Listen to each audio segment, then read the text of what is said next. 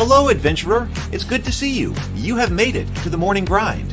Welcome, welcome. It's the live stream at the beginning of the Geekverse, where we talk about all types of topics in geekdom, gaming, and fantasy, with an emphasis on being constructive and creating the things that we want to exist in the world. It's all on the grind, Sizemore.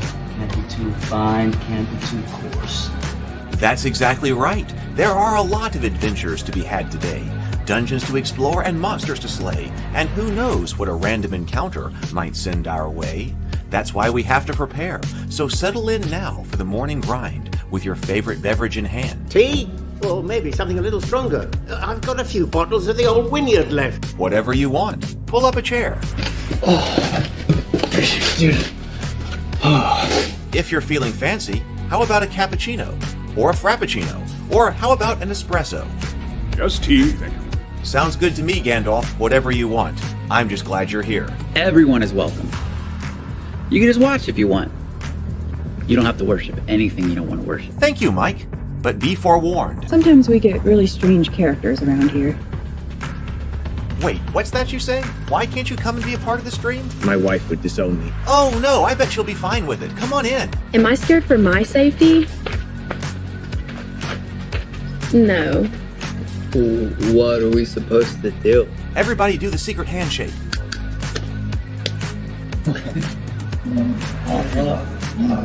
Secret cultist handshake. Oh, now do wizards who love each other. This, my friend, is a science. I still don't have kids, but it's fine. It's all on the grind, son. Can't be too fine, can't be too coarse. Dude, this would be a sick place to bring the band. Indeed it would be, Dave. It really would.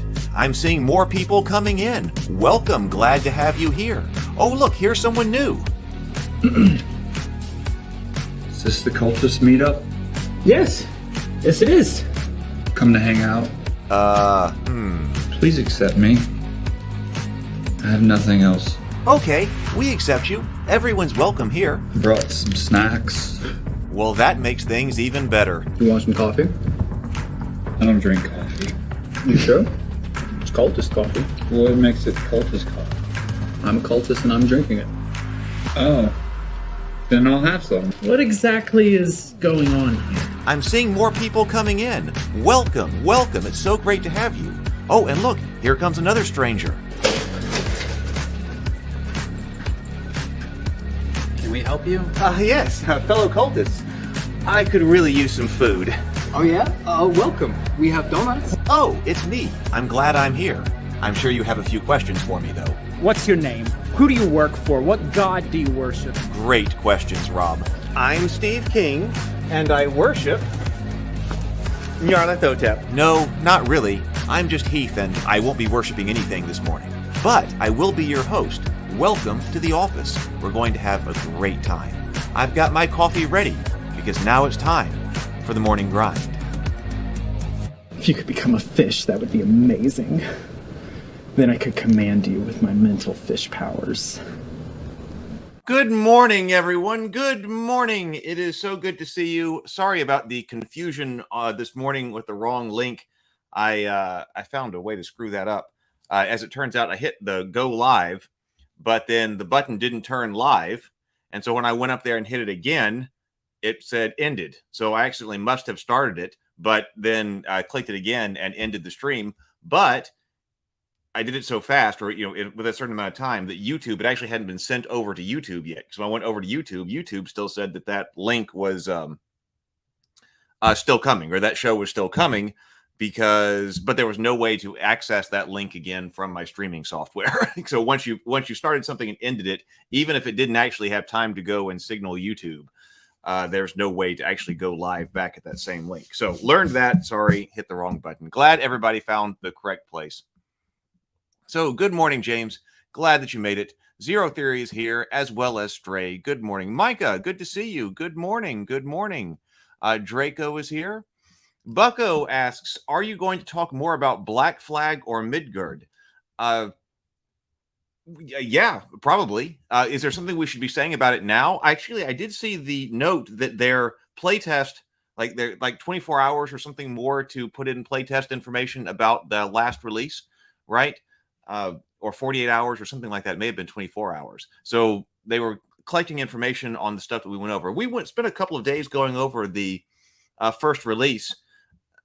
We had kind of, I think, generally kind of mixed feelings about it. What is there something important that's come up that we need to talk about like today that I don't know about? But yeah, I plan on looking at all of their releases when they come out, and we may go back and look at Midgard for some world building Wednesdays. Hello, Tough Years. Good to see you. Welcome, welcome. I'm glad you're feeling better now. I am caffeinated too. Hey, Joseph Carter. Good morning. So I've got a couple things over here today for a kind of miscellaneous day Sunday. I have got the Animal Kingdoms. I just got this in. This was one that I backed since I was interested in action figures. I wanted to back an action figure line or back an action figure Kickstarter. This one was by Four Horsemen, and so this just came in like 2 days ago. Look at this guy. So it's not, I backed it because I wanted to check him out from a production standpoint and the perspective of backing one of their Kickstarters. So I got him. So we'll take a look at him. But then I also have decks of Pathfinder cards. So I thought these might make a good Sunday show. Condition cards and adventure cards here. We can take a look at that and talk about other things as they come up. Let's see. Toadstool Hollow is here. Zero Theory says the Dark Sun thing could be worth discussing. So I don't know a whole lot about that. So that came up because I have not watched that. That was what the D&D guy. Well, the executive at D&D, the D&D executive was talking to. Wasn't that Bob World Builder? I saw that come up, and he was talking something about Dark Sun. I guess I should take a look at that. Tough Year says I should look at Historia. Yeah, I don't know that one. Maybe it's a good one to look at. Micah says they've already recently publicly clarified that the 5e SRD going into CC by 4.0 means they aren't rebuilding as much as they originally thought they would. So they've recently clarified that the 5e SRD going into CC by 4 means they aren't rebuilding as much as they originally thought they would. Are you talking about rebuilding a system for 6th edition or 1D&D? Is that what we're talking about here? Oh, no problem, Bucko. Zero Theory says, not going to lie, the Dark Sun things makes me inspired to design my own OGL spin on it, but looks like there are at least 2 or 3 other things, people taking up that charge. So he said that it's like, so I'm not even all that familiar with the setting. So we'll see. We'll see. Obviously, it sounds like something we should talk about then. I'll have to watch it. In fact, let me go ahead and go over here and Kyle Brink. Yeah, that's his name. So Bob World Builder. That's where he talked about it, right?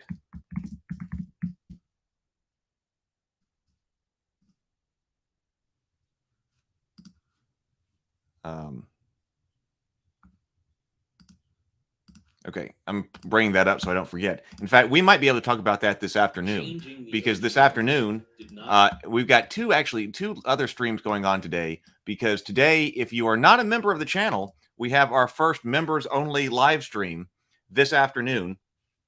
It's going to be at 4:00 p.m. Central Time.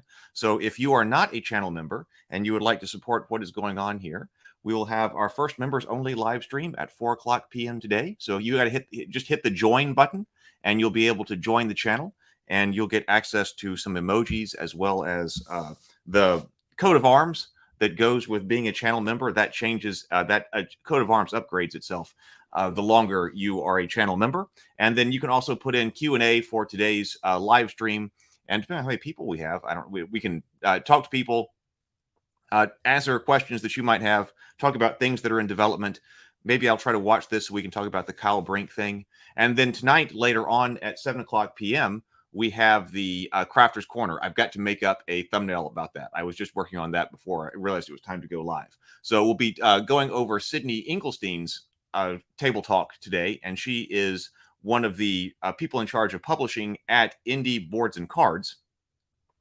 And she talks a lot about the impact of COVID on the board game industry and how to get traditional publishing deals for your board games. So that will be tonight at 7:30 p.m. And I'm looking forward to doing some more painting. Doesn't look like I will get done, but I'm doing that. So let's see.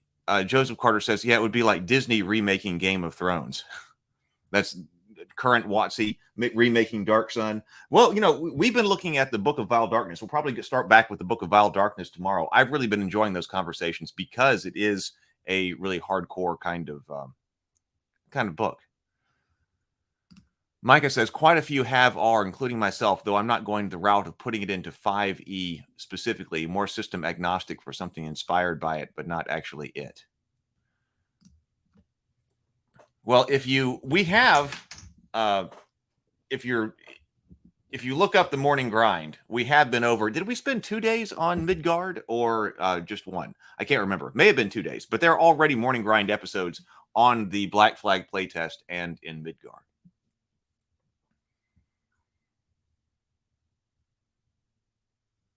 Oh, Tough Year says that's the human animal I linked you in Discord over a month ago. Oh, really? Huh. Dark Sun is an ugly, resource-starved kind of post-apocalyptic desert setting. Didn't it later become part of Forgotten Realms? There's slavery, tribal savagery, cannibalism, racial distrust, hate, atrocities have taken place in the world. It's ugly. Micah says, fun roleplay if you like that sort of grim, dark setting, but has a lot of problematic elements too. For something similar to 5e, I'd suggest Absolute Tabletops, A Dead Man's Guide to Dragon Grin. I don't know of that one. Hey, you got your drink with you? Let's do a sip here. Got your drink? I've got mine with me. So let's breathe 2 breaths, deep inhale, complete exhale. Do it with me. You feel better after you get done with it. And then take a drink of your favorite beverage.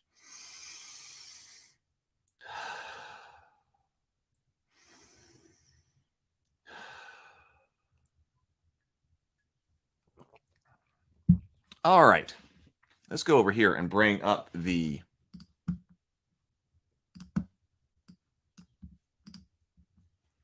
auxiliary camera. And like I said, I did order one of these document cameras, so it is on the way. So I'm hoping that we're going to be able to upgrade the auxiliary camera. So that may be actually what I needed in order to get this, in order to have a really good auxiliary camera set up. So this is the latest Animal Kingdoms,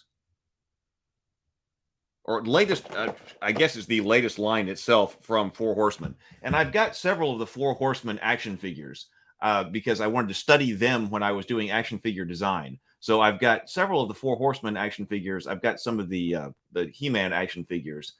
And this one probably isn't one that I ordinarily would have gotten, except for Adrian, the sculptor of the Tales of Rabavania action figures. This was going on about the same time, and he said they're running this Kickstarter, and it is for some like animal warrior type things. Obviously, very different than Rabavania, but he said that I should check it out. And I also do like backing Kickstarter projects of different types before you run one, in order to figure out, in order to just kind of be, in order to see what's going on with it. So let's see what this one is. I don't know why there were several of them on the Kickstarter. This Pale in adventure armor. This is Kali in conquest armor. Chungari Legionnaire, House of Chunnar. Ravager, House of the Horrid. Atari, the House Fearless. And Tiberius, House of Fearless.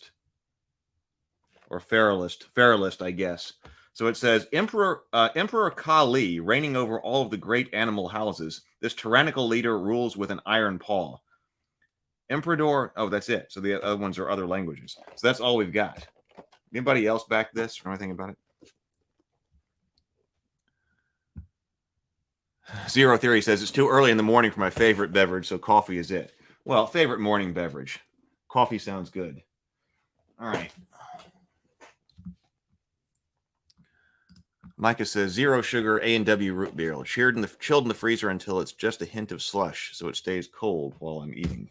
That does sound good. I don't know the legendary. Hey, Random Rick.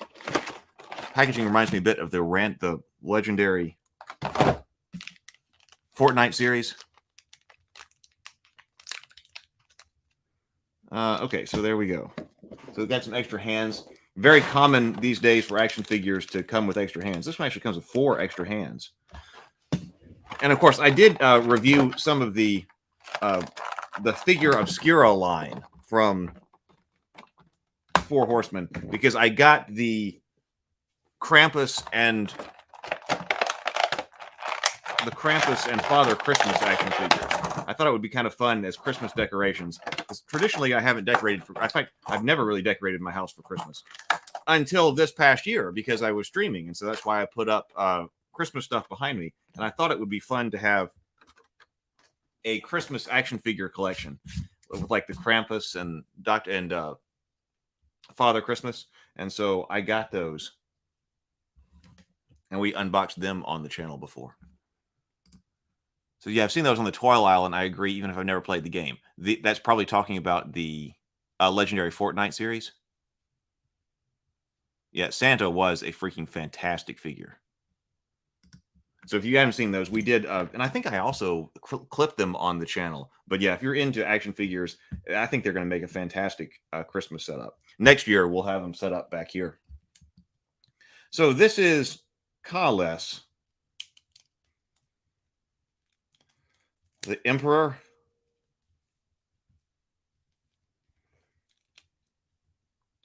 I mean, he's very detailed. Four Horsemen has done an amazing job, you know, with its action figure collection in general. I mean, and they just have tons of them. They've got what are these? The Dark Legion or Forbidden Legion or something Legion? Mystic Legion action figures. So I've got some of the Mystic Legion up there. What type? So he comes with this golden armor. He comes with this gun, this pistol. This looks like a repeating pistol of some kind.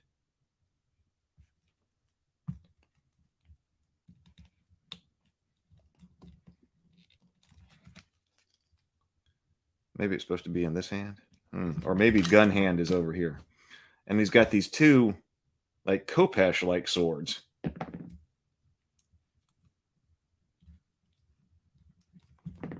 Let's see what these different hands are.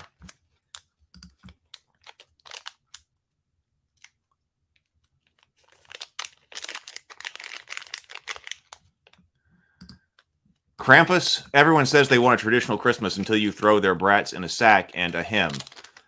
What were we talking about? Yeah, I took that figure over to my brother's house for Christmas.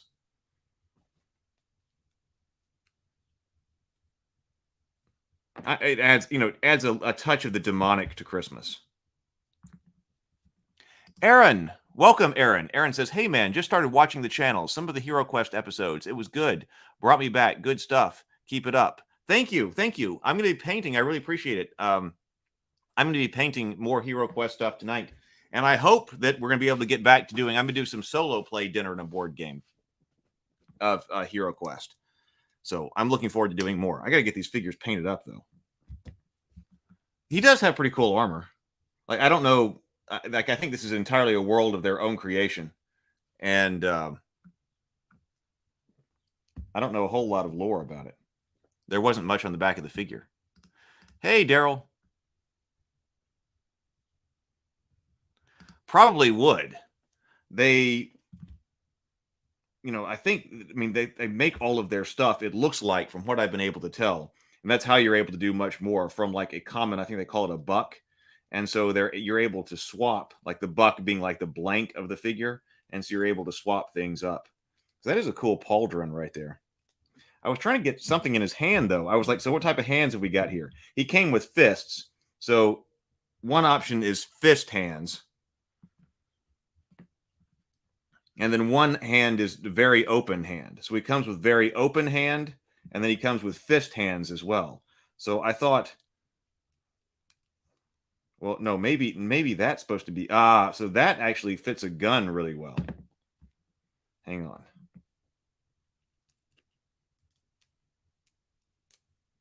So it is an open hand, but I bet it's also supposed to be this gun hand. Maybe like that.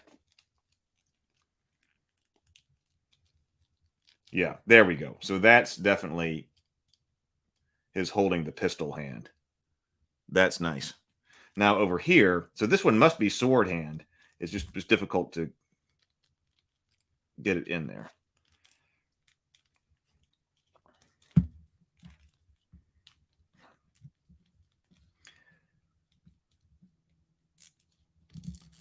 Well,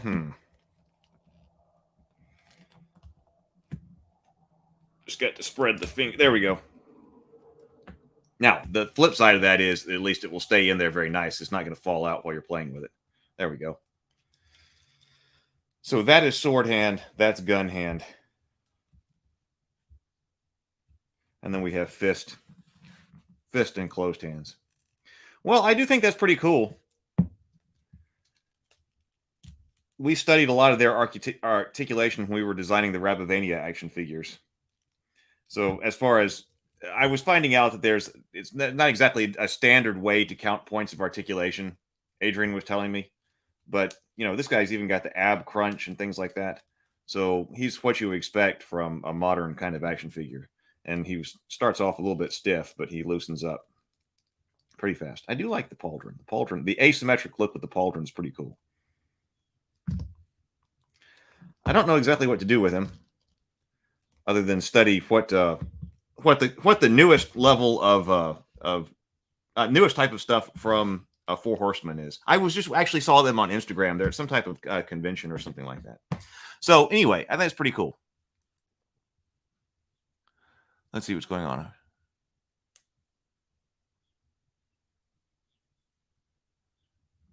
Well, welcome, Daryl. Welcome, Daryl. So good to have you here. Yeah, I want to do some Christmas stories. I wanted to write some Christmas stories, but the problem is there's tons of stuff to do and no time. So I actually thought about perhaps making one of the Christmas stories actually been told in Rabavania. So it's not exactly Christmas, but have it be like a winter holiday story and maybe use one of the ideas to tell in Rabavania, because I've got a good idea for that. Hey, Millmaster, made it out of the bed into the coffee maker. Very open. Yep, got it. Glad to have you here. Yes, you're right. In fact, that's what it recommended, James. So that use a hairdryer or hot water, it said, to loosen up joints. And don't try to force it, especially, I think the Krampus figure came with that. One of the figures said, like, don't try to force the joints if it's too stiff right now. Just heat them up, and then that will loosen them up, and you'll be able to use them. So do that. That's a great technique. It recommended that. Don't accidentally break the figure. Okay. Stayed up late last night raging about Magic the Gathering price increases.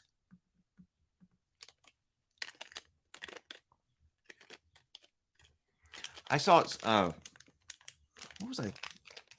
was I looking at Magic the Gathering? I'm not sure. I haven't really looked at Magic the Gathering in a while. Okay, so there we go. So that's what that is. So, I mean, that's pretty cool. So if you were thinking about getting the Animal Kingdoms, you're thinking about kit bashing and things like that, that is what's going on with the Four Horsemen. So let's go over here and let's take a look at some Pathfinder stuff, though.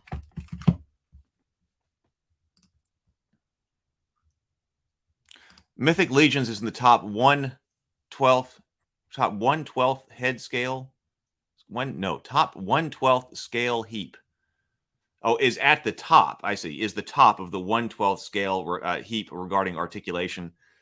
I can believe it. I can definitely believe it. Yeah, Micah Maloney says winter solstice frequently is used for a lot of fictional holiday celebrations and around then for real ones too. That's what I was thinking, especially if you've got the druids and the witches like we do in Rabavania. We've got it seems like they should celebrate the winter solstice.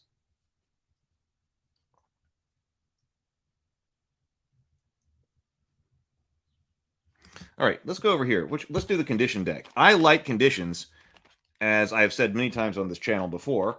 And when I saw there were condition cards, I also happen to really like cards. And so I was like, well, I got to get the condition cards as well. So we took a look at the critical hit deck. Was that last week? We already took a look at the critical hit deck. So this is the condition deck. And we liked it. There is apparently a critical fumble deck we can get.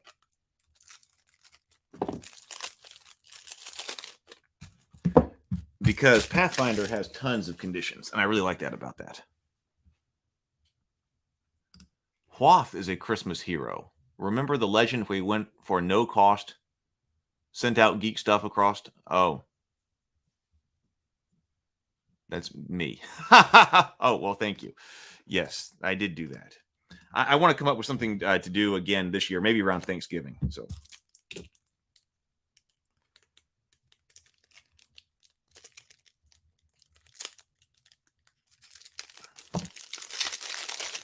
I like Christmas. Okay, so here we've got the different cards. Okay, so are they the same on both sides? They're the same on both sides.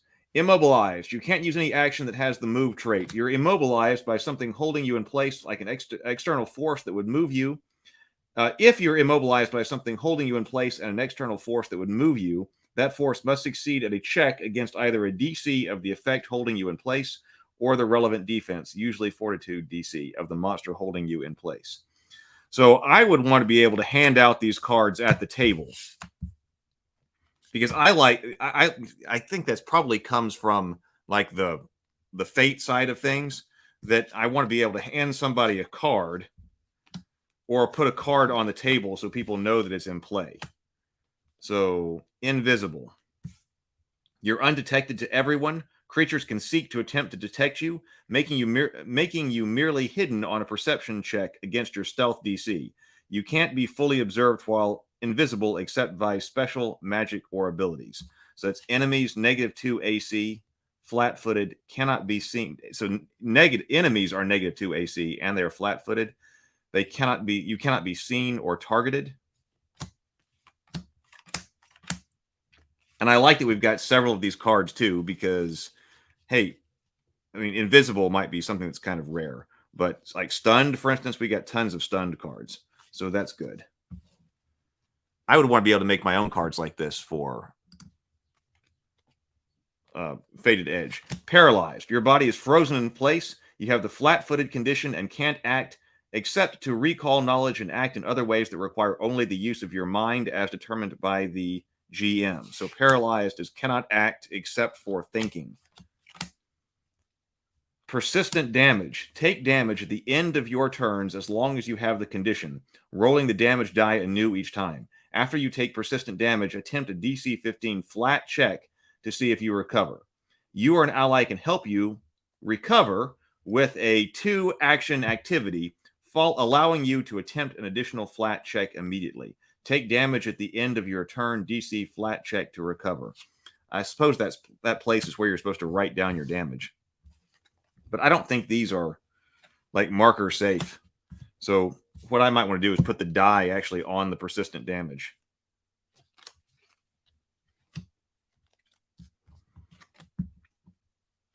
I guess, I mean, like, I like these cards. It seems like there should be something else on the back of them, though. Is there no other information that you need? Yeah, this seems like it would be extremely handy. Petrified, because we haven't actually been over all the different conditions in Pathfinder 2e. You have been turned to stone. You can't act, nor can you sense anything. You are the object with a bulk. You are an object with a bulk equal to double your normal bulk. Typically 12 for a petrified medium creature and 6 for a petrified small creature. AC 9, hardness 8, and the same HP as you had when you were alive. When you're turned back into flesh, you keep the HP you had as a statue. If the statue is destroyed, you immediately die. I want to be able to use these for similar conditions for Faded Edge. So hopefully, because they are under the open gaming license, we just be able to port them in directly. Micah says, already found places for making cards previously for some board games and CCG ideas, and can easily see stuff like these, crit, fumble, and spell cards for Farard as later campaigns or a boxed set. Yeah, I think even I'm trying to convert a bunch of my stuff to print on demand instead of going traditional printing. I've been trying that, and I haven't been able to gather enough energy to go to do a whole bunch of projects through traditional printing. So one thing that I'm trying to do is convert a bunch of stuff over to print on demand, which isn't necessarily easy. I got the Goodnight Sword book. The Goodnight Sword is the first Tales of Ravivania book. And Goodnight Sword, I spent all day formatting it and then for print on demand, and then realized it was formatted wrong. And so spent a whole nother day formatting it again, and then got it uploaded. And then I just got an email, I believe it was yesterday, saying that there was actually a problem with the cover, which is what I was kind of expecting. I wasn't expecting to do it perfect the first time. So this is still learning, but it still takes a while to get all these things set up. That's another reason that I'm thinking in terms of standard products. So that helps if you're trying to do them traditionally, but also it helps if you are trying to do print on demand. I was working on the World Primer this morning, and I started putting in some different stats for Tales of Ravivania. So, but like, this is one of the products that I want to do, like, based on these, the Fate Accelerated. So a 48-page book with a standard cover and stuff like that. So standardizing this for layouts for print on demand will also make it easier, because when you're trying to make each product be something new, man, it's just too much. It's just too much. Standardization of the product, of the types of products that you're making as far as physically, is a good thing. So prone, you are laying on the ground. You're flat-footed and take -2 circumstance penalties to attack rolls. The only move actions you can take are crawl and stand. Standing up takes the prone condition. Standing up ends the prone condition. You can take cover to get greater cover against range attacks, but you still have the penalty to AC for being flat-footed. If you're climbing or flying when knocked prone, fall instead. So -2 AC for being flat-footed, can only crawl or stand, and can take cover. And they also have a pretty nice, what is this? Oh, we got instructions over here. There's our OGL on a card. Like a pretty nice hierarchy of conditions and how they interact. And I really appreciate that too. So instructions, it says Pathfinder condition cards make conditions easier to track. Each card includes a brief summary of the condition's effect in large text at the bottom, with a more detailed description in the smaller text on the card. The full rules appear on pages 618 to 623 of the Pathfinder core rulebook. Oh, they should have put the page number on the cards. This box includes tracking cards to use alongside with those conditions that make the use of the condition value. Each tracking card has one side to monitor condition values and the other for durations. Place this card under the condition card with the current condition value or duration exposed just under the border of the card. Then slide the card upward one notch when the value of duration increases, or downward if it increases. Well, okay, now hang on. So we had exactly that. Do we have that with persistent damage?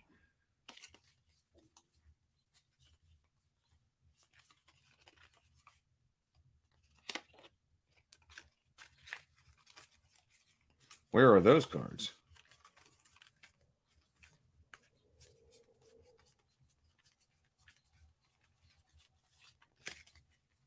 That would have been something to do on the back. Well, I guess we'll find them.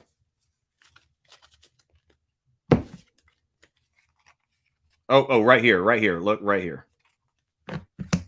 Condition value. So this doesn't have for persistent damage. It has duration tracker. They could have done the same thing for damage, but still, I like this idea. So if you are, let's find out. So if you're invisible, and you're supposed to be invisible for 10 rounds, there, the card goes like that. And then every time you go by, you just drop one of these rounds. I mean, you could also do it, I suppose, with a die or something sitting on top of the card. But I guess one disadvantage of that is sometimes dice get rolled. So we got that, and then condition value, because some things are like, dying 4, I remember, right? So this would be, invisible 4. I don't think there's levels of invisible. But okay, so that's what that's for. Duration tracker and condition value.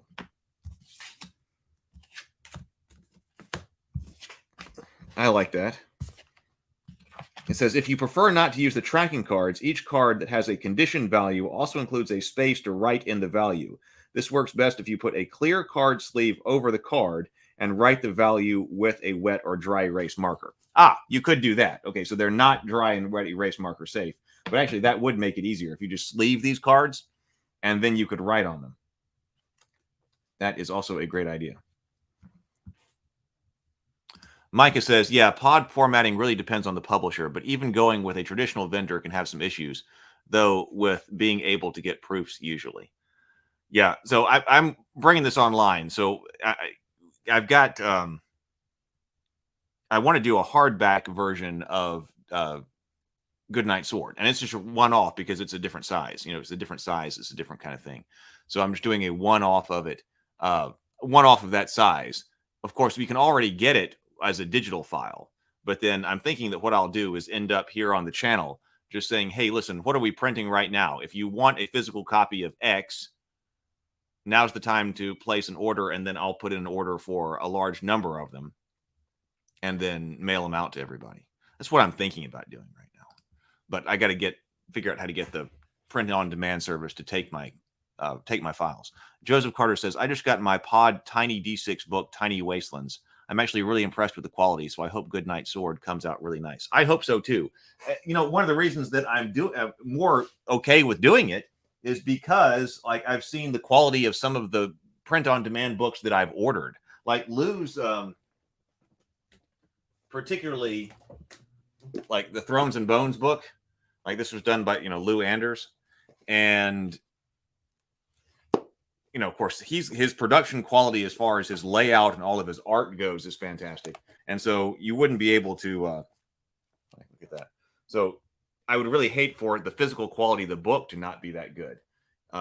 And it is. So I was like, okay, so I ordered this one print on demand as part of his Kickstarter. And I went, well, gee, I wouldn't be able to tell this from any of my other books sitting around. Now, some people probably will, because people talk about whether or not it's glued or sewn or stuff like that. But as far as I was concerned, I was like, oh, well, this works great. And you don't have to worry about setting up an entire print run for an offset printer, which I would really like to be able to do. But I think I've got so many projects that are stacked up in different states of possibly being done that I think that moving some of them over to POD is the way to go. Micah said, did a print of a comic issue, a poster, shirts, buttons, stickers, magnets, and business cards with different vendors, but that was a while ago. I don't know Tiny Wastelands.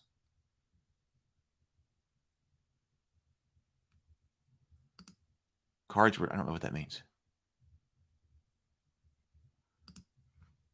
Oh, yeah, so boxes for dry erase. Yep, so sleeve them. Tommy Kratz says, I have a few print-on-demand books from Drive-Thru RPG. They look pretty good so far. I'm pretty sure. In fact, I do. I know that the Thrones and Bones book here was from Drive-Thru RPG, and I got that Low Fantasy Gaming printed off. I'm not really sure why, but I got that one printed up by Print on Demand as well. So it seems to be working. It seems to be working, and I mean that's only to get better. It's only going to get better. Prone. You are lying on the ground. Flat. Oh, we looked at prone.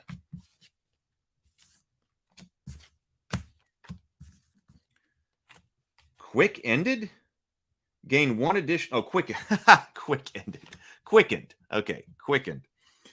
Gain one additional action at the start of your turn each round. You can use this action only for the specific action listed. Plus one action for turn can be used for something that is specified. So quickened. Restrained. You're tied up so you can barely move. If a creature has you pinned, you have the flat-footed and immobilized conditions, and you can't use any actions with the attack or manipulate traits except for to escape or to force open your bonds. So restrained is -2 AC for being flat-footed. I'm sure we've got frightened, fleeing, flat-footed. Yeah, and there are a bunch of flat-footed cards. So flat-footed just means that you take a -2 circumstance bonus to your armor class.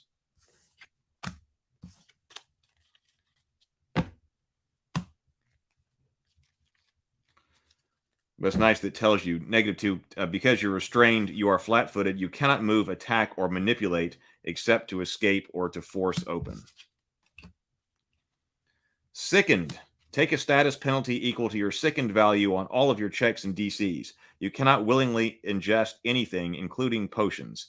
You can spend one action retching in an attempt to recover, which lets you attempt a fortitude save against the DC of the effect that made you sick. On a success, reduce your sickened value by 1 or by 2 for a critical success. So that one is one that comes in levels. Slowed, you have fewer actions. When you regain your actions at the start of your turn, reduce that number of actions by your slowed value. Because slowed has an effect at the start of your turn, don't lose actions immediately if you become slowed during your turn. If you're both stunned and slowed, actions lost to slowed count towards stunned.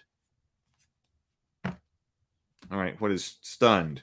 You cannot act while stunned. Stunned usually includes a value, which indicates how many total actions you lose from being stunned. When you regain actions, reduce the number you regained by your stunned value. Then reduce your stunned value by the number of actions you lost. So when you regain actions, reduce the number you regained by your stunned value. Then reduce your stunned value by the number of actions you lost.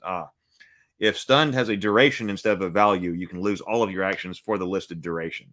Okay, so that's it. So I suppose if you were stunned 6, then you would lose 3 actions and you would drop this to stunned 3 if you're not doing it by duration. So that one can be done both ways. Reduce value each time you would regain actions.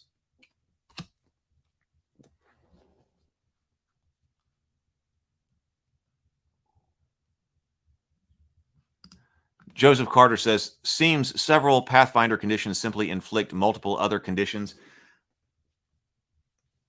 Do they simply do that? I don't think. I think that some of them do stack. So if you are restrained, then you are flat-footed. So it seems pretty common to be flat-footed. So also, if you are invisible, if you're invisible, your enemies are flat-footed. But I think that if you have a condition that inflicts other conditions, it's not just inflicting that condition; it's inflicting it in tandem with it.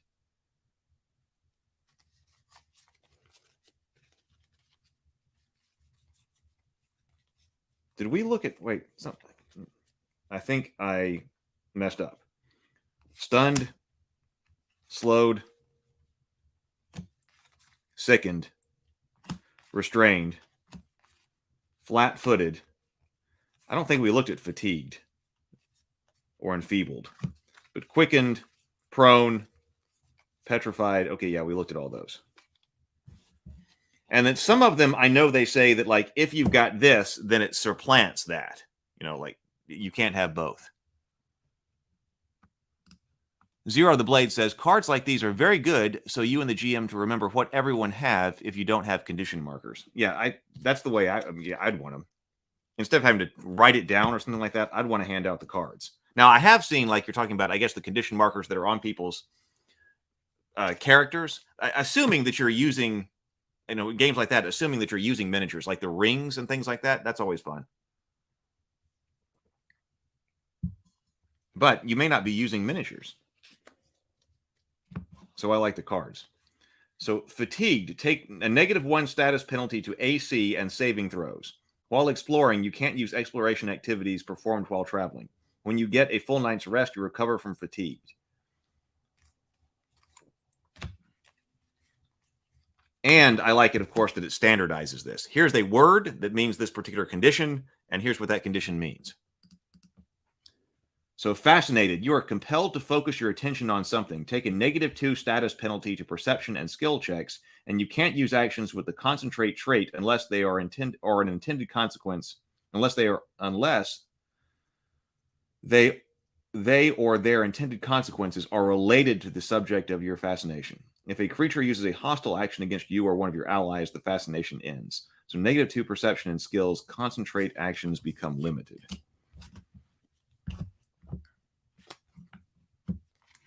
Enfeebled. Take on a status penalty equal to the value of your strength-based rolls and DCs, such as strength-based melee attack rolls, strength-based damage rolls, and athletic rolls. Negative strength-based rolls and DCs. Enfeebled. Stunned. Okay, so we said stunned. This is you cannot act It includes a value. That indicates how many total actions you lose from being stunned. When you regain these actions, reduce the number you regained by your stunned value. Then reduce your stunned value by the number of actions you lost. So that was one that interacted with slowed. If you're both stunned and slowed, actions lost to slowed count toward that done by stunned. So that's one of the ways they interact. I thought I was going to find more of those. Stupefied. Take a status penalty equal to the value of your intelligence, wisdom. Take a status penalty equal to the value on intelligence, wisdom, and charisma-based checks and DCs such as will saves, spell saves, and DCs, etc. Anytime you attempt to cast a spell while stupefied, the spell is disrupted unless you succeed at a flat check with a DC value of 5 plus your stupefied value. Unconscious, probably a common one. You can't act. You are blinded and flat-footed. So this one tells you also. So I think blinded is one of these as well. So when you're unconscious, you are blinded and flat-footed. Take a -4 status penalty to AC, perception, and reflex saves. Fall prone and drop. So prone is also part of this. And drop items you are holding. You can't wake up until you have 0 HP. I would be nice if they had like. Since flat-footed and blinded and prone are other conditions, it would be nice if those were bolded or something like that. That way you knew it. That's actually has its own condition with rules. You can't wake up while you have 0 HP. If you're unconscious with 1 or more hit points, wake up. If you take damage, you receive healing. You are shaken awake. That's an interact action. There's a loud noise around you, and you succeeded a perception check at the start of your turn. So you are at -6 AC. You are flat-footed and -4 perception and reflex. Undetected. So we had hidden. We had invisible. We had invisible. Here we have hidden.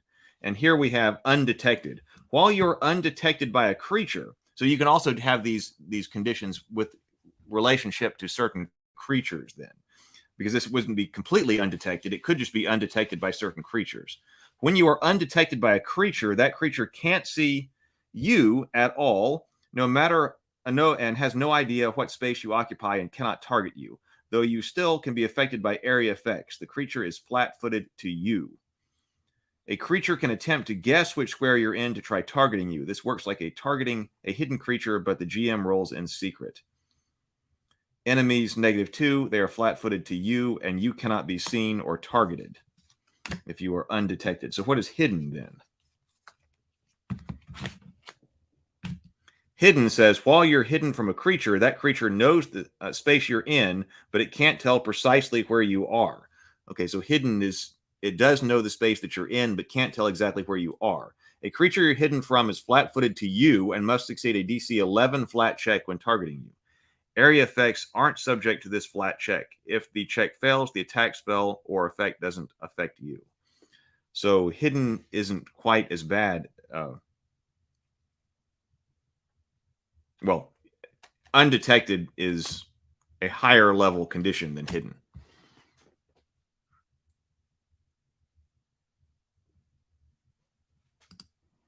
Oh, darn it. I want to play an RPG, Tough Year says, but I don't have a group at the moment. That's sad. I'm sorry. Maybe you'll find one. Happens to everybody from time to time.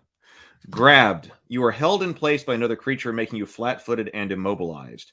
If you attempt a manipulate action while grabbed, you must succeed at a DC flat check 5 or it's lost. So didn't we have... Oh, we had immobilized. So how does immobilized difference? It says you can't use any action that has the move trait. So I don't think grabbed is as bad.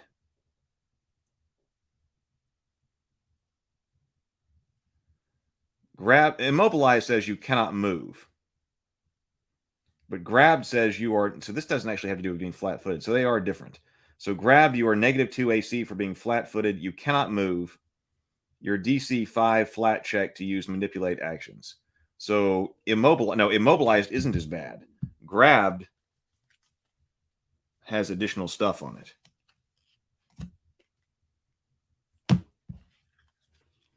Frightened says you take a status penalty equal to your frightened value to all of your checks and DCs.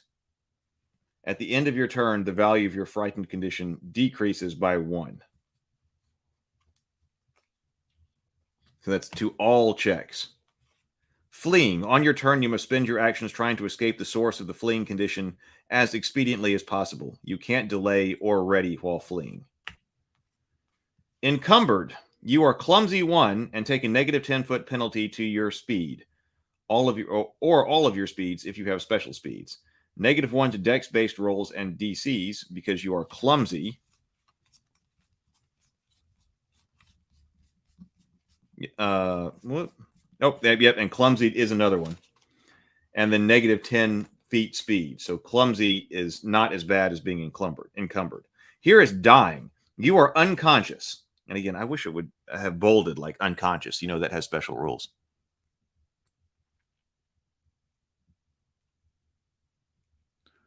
Hidden equals Batman Begins. Where are you?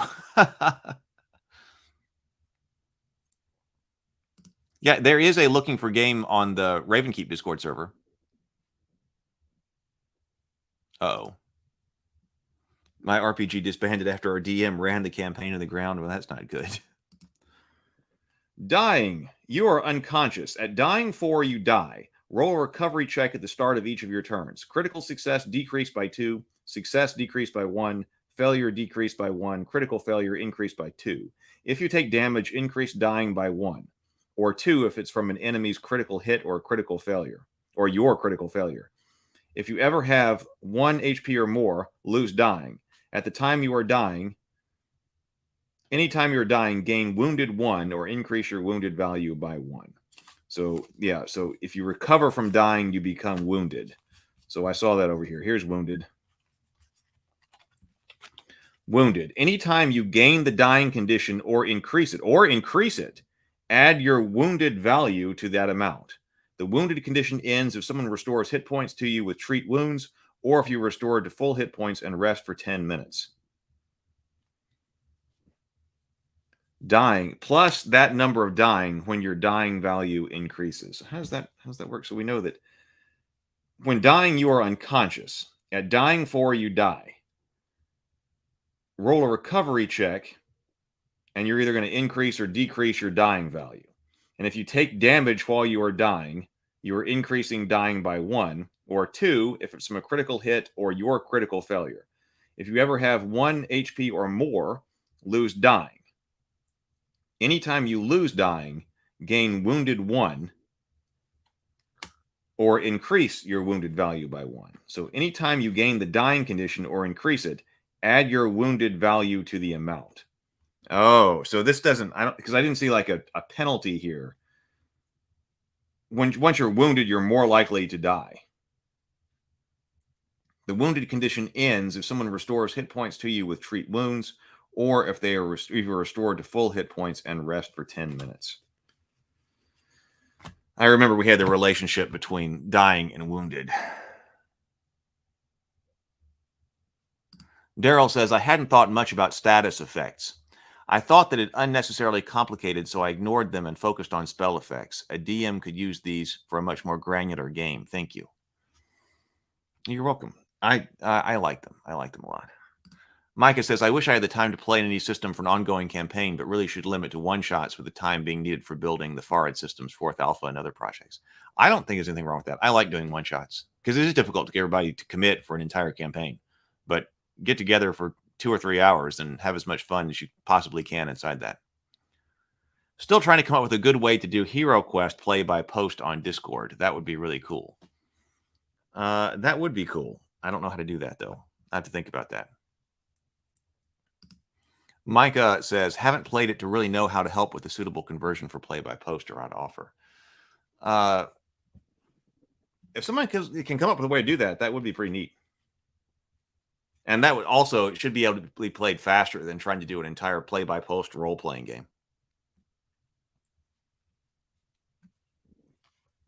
Like, could there be some way to incorporate the app into it? Deafened. You automatically critically fail perception checks that require you to be able to hear. You take a -2 status penalty perception checks for initiative and checks that involve sound, but also rely on other senses. If you perform an action with the auditory trait, you must succeed a DC 5 flat check, or the action is lost. You are immune to auditory effects. So -2 perception for initiative, -2 checks involving sound.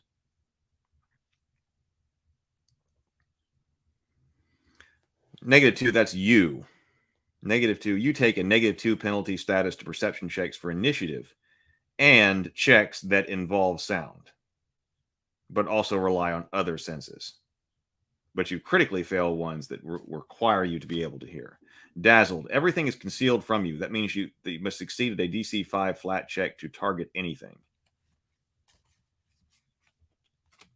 Controlled. Someone else chooses all of your actions for you.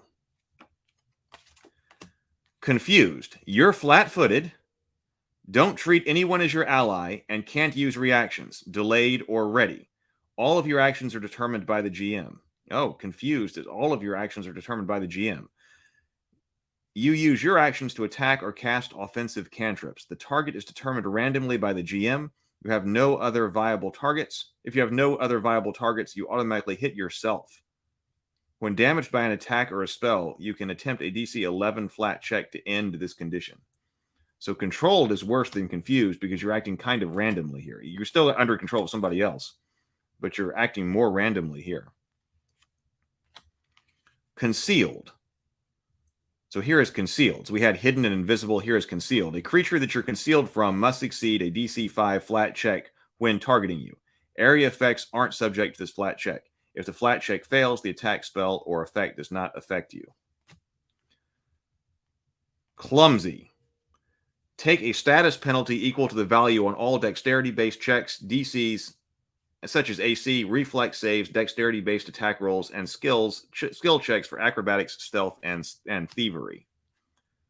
Broken. This is for objects. A broken object can't be used for its normal function, nor does it grant its normal bonuses. Broken armor still grants item bonuses, but also gives you a status penalty to AC, -1 for light, -2 for medium, -3 for heavy. Blinded. Treat all normal terrain as difficult terrain. You critically fail perception checks that require you to be able to see, and you take a -4 status penalty to perception checks. You are immune to visual effects. Drained. Take a status penalty equal to your value on constitution-based checks such as fortitude saves. You also lose HP equal to your level times the drained value, and your amount of HP are reduced by the same amount. When you get a full night's rest, your drained value is reduced by 1. So you take a status penalty equal to the value of whatever this is, the value of your drained, on constitution-based checks such as fortitude saves. You also lose HP equal to your level times the drained value. So if you're level, so this is drained 4 and you're level 2, you're losing 8 hit points. And your maximum, your maximum HP are reduced by the same amount. Interesting. Doomed. A dying value. The dying value at which you die is reduced by your doomed value. If your maximum dying value is reduced to 0, you instantly die. When you get a full night's rest, your doomed value decreases by 1. So that's all of the Pathfinder conditions.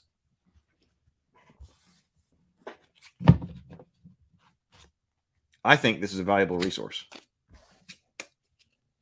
Like I said, I'm a fan of both conditions and cards anyway. So by the time you give me conditioned cards, that's one of my favorite things.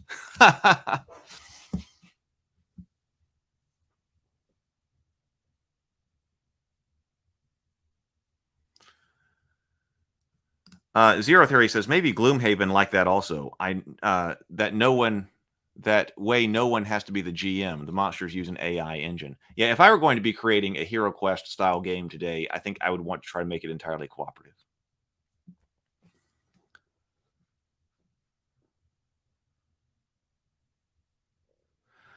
All right. Well, okay. So we do have another deck of cards here, but I think what we do is we just save this until next time. Maybe next Sunday we take a look at this because this is adventuring gear, so we'll take a look at all the adventuring gear. So I think that we'll take a look at adventuring gear next Sunday as part of our Sunday Potpourri Day.